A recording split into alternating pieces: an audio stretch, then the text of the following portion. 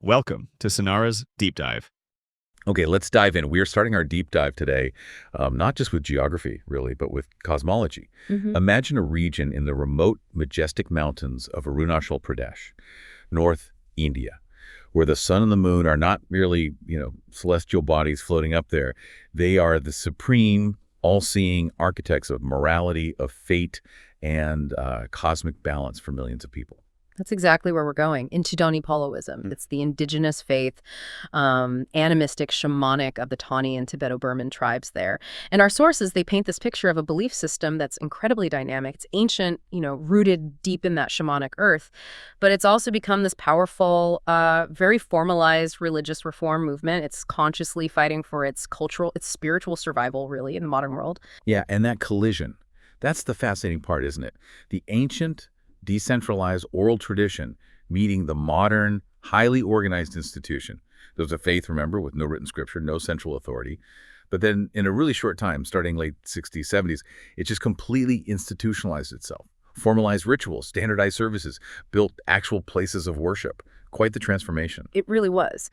So the core mission for you, the listener, is kind of understanding the mechanics of this. How does it happen? How does a decentralized, purely oral, indigenous belief system manage to formalize, to standardize itself so quickly, especially under intense pressure from these massive, organized external religions? And maybe more importantly, what fundamental ancient wisdom is it trying to preserve by, well, adopting these very modern organizational tools? Let's get into those roots first. Okay, the name itself. Donyi-Polo. It sounds simple, literal even. Donyi is sun, Polo is moon. But calling them gods in, say, the Western sense, that really misses the mark, doesn't it? They're more like the ultimate unseen, kind of impersonal power that governs fate, morality, representing divine harmony, cosmic balance. Exactly. They function as this complete spiritual system of checks and balances. You mentioned yin and yang. It has that feel, but maybe more active. They have witnessing roles. Our sources really emphasize that Donyi, the sun, she's often viewed as the female principle, the source of light, truth. She's even called the eye of the world, like the eternal, unfailing witness to everything. Every human action, every moral choice, every secret thought even. Wow. The sun is the ever-present moral judge. That's huge. That must be central to the whole ethical system we need to talk about later. And Polo, the moon, he completes the pair, often the male principle, symbolizing calmness, justice, making sure that cosmic balance is kept when things go wrong on Earth. Right. And this profound duality, it's anchored in something fundamentally animistic, a nature-worshipping cosmology. Followers of Donyi-Poloism believe that everything in nature is sacred. Rivers, rocks, forests, mountains. They aren't just scenery. No, they're imbued with active, living spirits. And the creation myths, they lay out the blueprint for this, don't they? The cosmos starting from a fountain god, Sedi for the Minyung and Padam tribes, or Jimi for the Gallo. This is where that intimacy between people and the environment becomes, well, absolute. Yeah, what's really fascinating here is the creation story isn't about separation, like in some traditions, it's about embodiment. All physical things are literally parts of Sedi's body. It's incredible. Sedi's tears, they become the rain, his bones, the rocks and mountains that give shelter, the veins, they become the sacred healing rope we'll discuss. And crucially, his eyes become Donyi and Polo, the ultimate witnesses. Everything springs from this one divine source, which itself originates from Kiyum, the original nothingness, the vacuum. So if everything, including us, is a fragment of the Creator's body, that totally changes your relationship with nature, doesn't it? That must be why the research highlights this link connecting Donyi-Poloism to Arunachal's idea of deep ecology. It makes so much sense. It really does. Deep ecology, or ecosophy.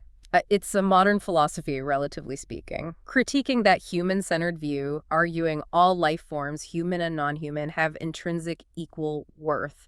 But the Donyi-Polo worldview, they didn't need a 20th century philosopher for that. They were already living it. The Onyi tribe, for example, they operate from this principle of, biospheric egalitarianism. Humans aren't the main characters. The earth itself is alive. And the sources show this demands real, deep-seated respect for everything. Rivers, insects, mountains, everything. And to make that tangible, think about the constraint it puts on how you use resources.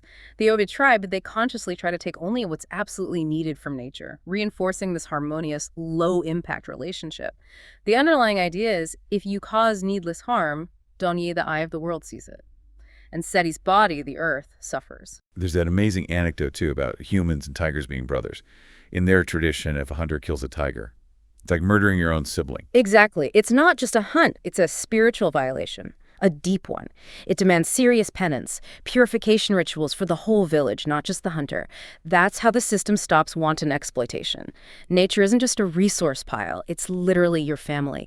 And this profound, ancient, sustainable, eco-spiritual framework, that's the core identity the revival movement realized was facing, well, oblivion. Okay, so we shift gears now from those deep ancient roots to this moment of existential crisis, really.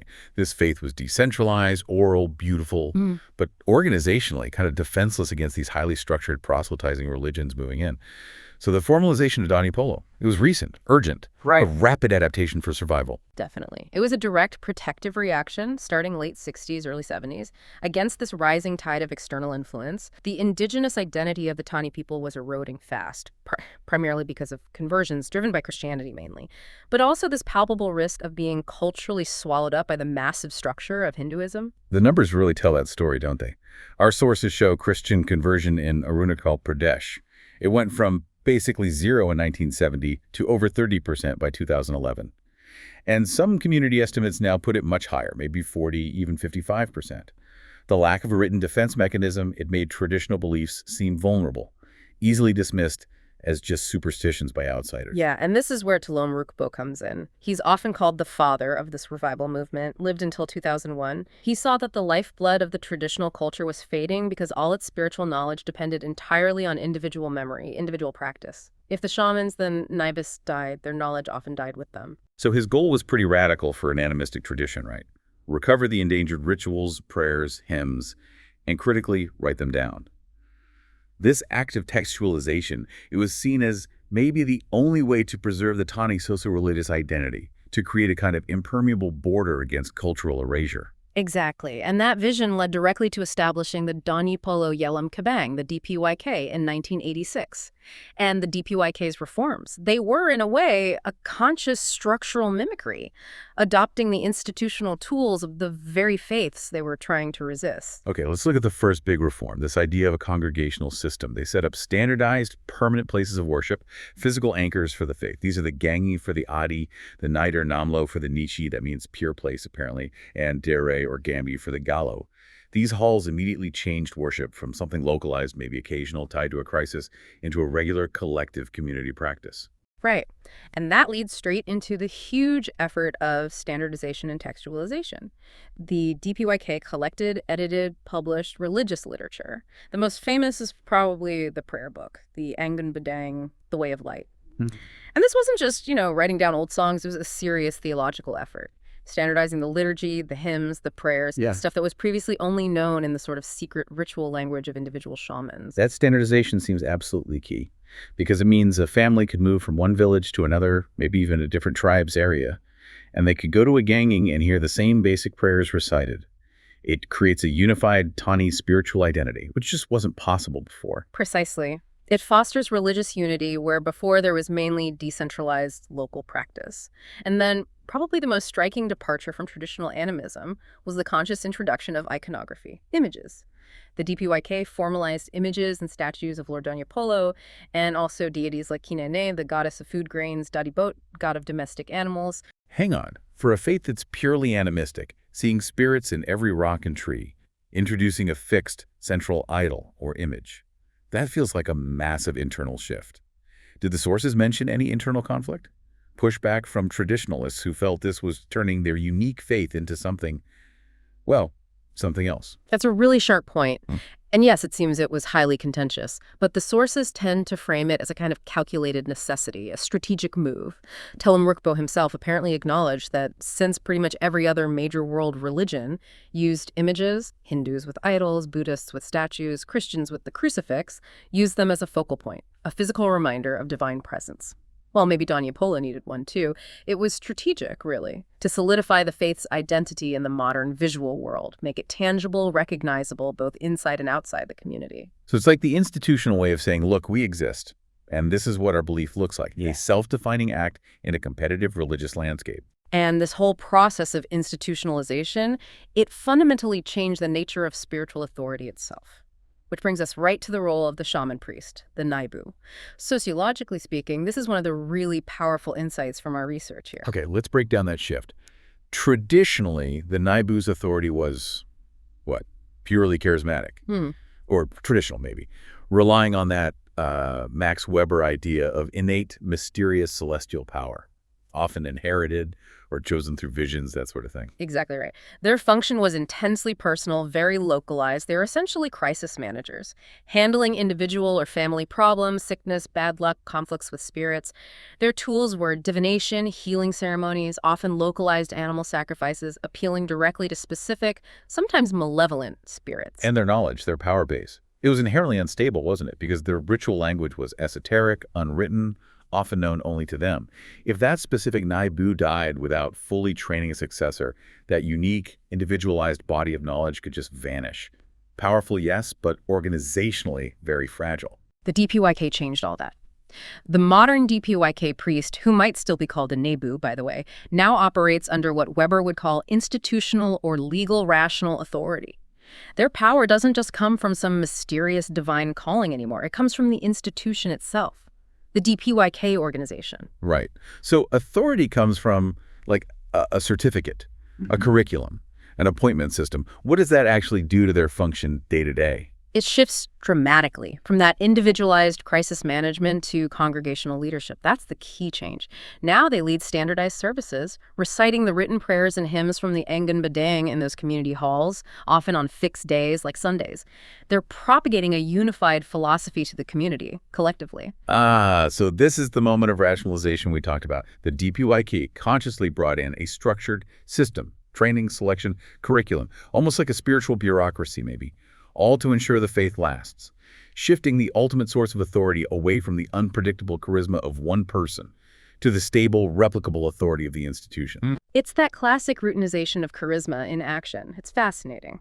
Now, the traditional Naibu, the charismatic one, they still exist. They're still needed for certain things. Localized healing, divination, dealing with those chaotic, malevolent spirits that the formal structure maybe can't handle easily. But the DPYK priests, they're the structural backbone now, ensuring the core tenets of Donyi-Poloism survive and get passed on, even if that individual charismatic spark fades in someone. That distinction is really insightful. The traditional Naibu for the chaos, the DPYK priest for order and longevity. It shows how the movement is trying, very consciously, to keep the spiritual essence while securing the organizational future. It's quite a balancing act. And the DPYK needed tangible proof of this new order, right? That's where the architecture fits in, the prayer hall, the ganging, or the Namlo. It's the physical manifestation of this institutionalized faith. Yeah, these halls aren't just buildings. They're cultural hubs. Often permanent structures, built to reflect tribal aesthetics, sure, but operating with the organizational logic of a modern religious center. They anchor that standardized collective worship. And the experience inside. It's highly regimented, which again shows that need for discipline, for uniformity in the new system. Worship is usually mandatory, it's collective, and it follows this strict, codified seating arrangement. Male members sit on the left in neat rows, female members on the right, both cross-legged. This physical order mirrors the new spiritual order they're building. And what are the main ritual elements in these standardized services? How do they kind of blend the ancient roots with this new structure? Well, the services typically include collective recitation, reading from the standardized Engen Bedang. There's often sprinkling of sanctified water for purification. And a really prominent practice is tying the healing rope, the reiden, onto people's wrists. Ah, the reiden ritual. That's fascinating because it loops right back to the core cosmology we discussed at the start, doesn't it? Absolutely. The reiden, the sacred thread, it's understood not just as a piece of string, obviously. It's seen as a life-saving artifact derived from the actual vital vein and limbs of Sedi, the fountain god. It's sanctified, believed to be a powerful weapon against the evil eye, tied on to cure ailments. It's a material, tangible connection to the very source of creation. But now it's administered by a standardized priest in a fixed location during a regular service. Old meets new. And all these physical structures, these ritual structures, They're all in service of preserving the ethical legacy, right? The one rooted in Tani, the mythical ancestor of the Tani tribes. Correct. Tani provides the moral compass. Ah. And the absolute paramount moral value in Donyi-Poloism is truthfulness, midang. And this value is constantly reinforced precisely because Donyi, the sun, is that eternal, all-seeing witness. The logic is simple. The sun always sees you, therefore you must be truthful. So lying isn't just like a social misstep. It's a cosmic crime witnessed by the highest power. Exactly. And Polo, the moon, symbolizes those crucial social virtues. Love, kindness, sympathy, everything needed for community harmony, collective well-being. The ultimate ethical message is pretty clear. Happiness comes through purity, simplicity, and acting with a right conscience. The divine pair, Donyi and Polo, they providentially govern the world, rewarding the righteous, punishing those who ignore this moral code. And to make sure Nidang and the rest of the code actually survive generationally, the DPYK didn't just stop at halls and prayer books. They institutionalized education too. Yes, a very crucial step. They understood that cultural continuity needs formal training for the next generation. So they established indigenous schools, sometimes called gurukuls, under the Donyi-Polo Cultural and Charitable Trust, the DPCCT. And these schools, they try to blend traditional wisdom, tribal history, the formalized Donyi-Polo philosophy, with modern formal learning subjects. And critically, they hold these intensive biannual youth courses. These sound like more than just summer camps. They're structured programs designed to immerse young members in the formalized philosophy, the standard hymns, the codified prayers, essentially creating a future cadre of young propagators, the next institutional leaders who will carry the faith forward in this standardized way. But this whole deep dive, it's really framed by conflict, isn't it? Because Donyi-Poloism exists in this highly contested space, geopolitically, culturally. It's constantly negotiating its identity against intense external religious and cultural pressures. Okay, let's tackle the first big one, the immense pressure from Christianity. Given those conversion numbers we mentioned, 0% to maybe over 40, 50% today, we need to understand what makes it so appealing there. Well, our sources point to several key factors. Firstly, there's the perceived simplicity of the Christian faith. Weekly church services are often seen as less burdensome, less costly perhaps, than the complex traditional ceremonies, which, as we know, often require quite resource-intensive animal sacrifices and specialized shamanic help. And there's that crucial dietary point, too. The indigenous tribes traditionally eat pork, beef, drink local brews, which conflicts with some other major religions, notably Hinduism. Christianity generally doesn't impose those restrictions. That makes it culturally easier to adopt for some. Definitely. And beyond simplicity in diet, there's the historical factor. Christian missions often provided consistent, high-quality social infrastructure, things like education, healthcare, often reaching very remote areas before the government or other religious groups did. So that whole package, spiritual, educational, material aid, can be enormously attractive, especially for communities feeling vulnerable or neglected. Okay, now let's turn to the second major contested area. And this is where the identity negotiation gets really, really complex. The influence of Hinduism and the Hinduism movement.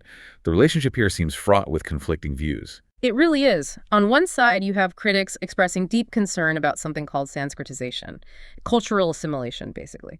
They see the Donyi-Polo movement's modernization efforts, the very things we've discussed, as having maybe accidentally incorporated practices attributed to Hinduism, and they worry this deviates from true indigenous animism, dilutes it. What specific practices do these critics point to as evidence of this assimilation? Things like some communities adopting the Mangal Sutra, which is traditionally a Hindu marriage symbol, celebrating certain Hindu festivals, even the introduction of agarbati, incense sticks, used with the formalized idols. These are sometimes seen as subtle cultural shifts that pull Donyi-Polo closer to the broader Hindu fold, potentially weakening its unique paganistic roots. But then there's this powerful, very active counter-narrative linkage of support. Organizations like the RSS, they actively support and even fund the Donyi-Polo movement, right? Trying to associate indigenous faiths like Donyi-Polo and others like Rangphraism with Sanatan Dharma, the eternal religion concept in Hinduism. Yes, and their argument often hinges on finding common philosophical ground. They point to the shared emphasis on nature worship, reverence for the five elements, preserving traditional values. It's presented as a natural alliance. Now, this support is strategically deployed partly for national integration aims, but also, quite critically, as a way to check those rapid, ongoing conversions to Christianity. It's a counterbalance. And yet, critics and many intellectuals see this support very differently, as appropriation, even opposition in a sense. They fear the faith is being co-opted, incorporated into the larger Hindu society against its original intent, which was surely to preserve a separate indigenous identity. We have a really potent, specific example of this tension with the Tengsa tribe. Their supreme spirit is Rangfra. Traditionally, Rangfra had no defined image, no idol, consistent with their animist roots. But starting in the late 90s, RSS affiliates got heavily involved in organizing an effort that resulted in creating and installing a fixed Rangfra idol. Right, and what did this new idol actually look like? That's key. Well, critics point out quite strongly that the resulting idol was consciously designed to look like a Mongoloid white Shiva, making this very explicit visual link to the Hindu pantheon. So this act of sculpting God's image where none existed before is seen by opponents as a direct, conscious move towards homogenization, turning an indigenous animist belief into, effectively, a regional Hindu sect. Wow. So the very tool the DPYK embraced for survival, creating fixed iconography, becomes the potential pathway for external influence and maybe identity dilution. That's a profound dilemma. It's a huge dilemma. The pioneers, like Telemaruko, initially seemed to really stress the independence of the faith. They even drew scholarly parallels between Donyi-Polo and other ancient global traditions, Mayan sun worship, Egyptian beliefs, Japanese Shinto, arguing it stood alone as an ancient world religion. But the modern reality is defined by this tension. We see sources where some people told researchers Donyi-Polo was Hindu-derived, while other sources and the movement's founders stressed it's purely indigenous, paganistic animus, and that its formalization was originally a defense against both Hindu absorption and Christian conversion. It's incredibly complex. Hashtag tag outro. Okay, let's try and unpack this for a final synthesis then. Donyi-Poloism, it really stands as this powerful living example of cultural adaptation under pressure, under crisis even. It somehow engineered this monumental transformation, moving from just a scattered collection of decentralized oral shamanic practices to a formidable, formalized institution, the DPYK. Yeah, and that success seems driven by the clarity of leaders like Telemaruko, who realized that the, charismatic power of the individual shaman, while potent, just wasn't enough for survival in the modern world. They made a very conscious choice to adopt the organizational structures of their competitors. Standardization, written texts like the Angun Badang, fixed worship sites like the Ganging, even formalized iconography, despite the risks we just discussed. And this strategic adaptation, it seems, has worked, at least partially, to ensure the longevity and propagation of their unique core legacy. That eco-spiritual core, the biospheric egalitarianism, the moral oversight of Donyi, the eternal witness, the ethical code of Tani.